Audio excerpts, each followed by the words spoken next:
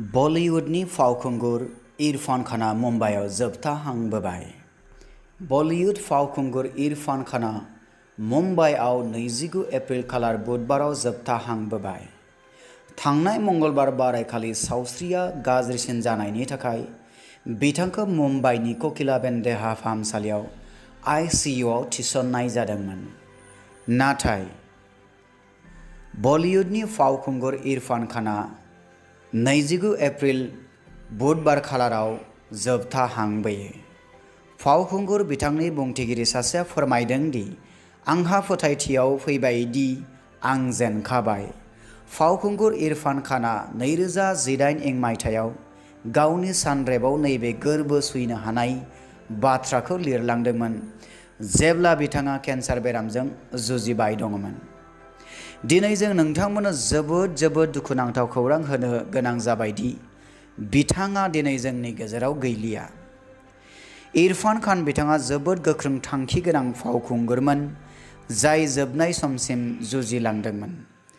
बिथाङा निउर' endocrine tumour थामहिनबा मोनसे रोखोमनि बिबु गेदेरनि केन्सार बेरामाव नाख्रेबजादोंमोन।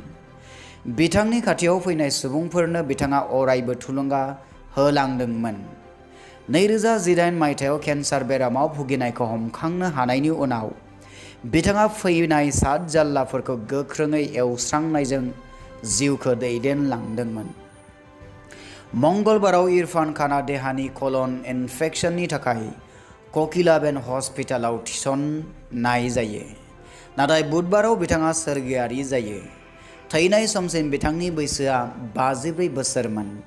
थैनायनि उनाव बिथाङा गावनि अनजालि बिसि सुताप्पा सिकदर आरो सानै फिसाज्ला बबील खान आरो आयन खानखौ गालाङो। इरफान खान बिथाङा बिथांनि जिउ समाव 30 बोसोर सावथुन फाव समाव खमैबो 50 नि बारा नखरारि सावथुनफोराव फाव खालामदोंमोन। 1988 मायथाइयाव सालाम बम्बे होननाय सावथुनाव सुंद' फाव खालामनायजों गावनि केरियारखौ बेखेवजेनदोंमोन। उनावहाय द warrior, Haasil, Maqbool, the namesake, life in a metro', Paan Singh Tomar, the lunch box, Piku, Hindi medium, English medium, the life of pi बायदि सुपारहिट साया सावथुनफोराव बिथाङा जबरदस्त फाव खालामनानै बयजोंबो अनसायजादोंमन। नाथाय समनि माया गेलेनाय 54 बोसोर बैसोआवनो बे बुहुमखौ अलविदा बुंलांबाय बिथां खाना।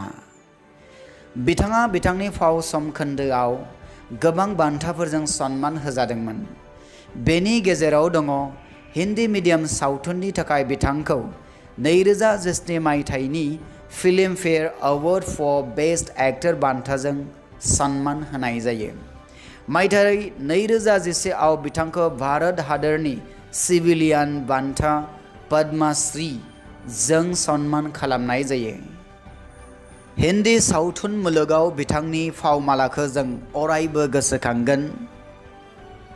बिथांनि फाव खालामनाया दिनै जोंनि गेजेराव अरायबो सनानि गोसोखांथि जानानै थालांसिगोन।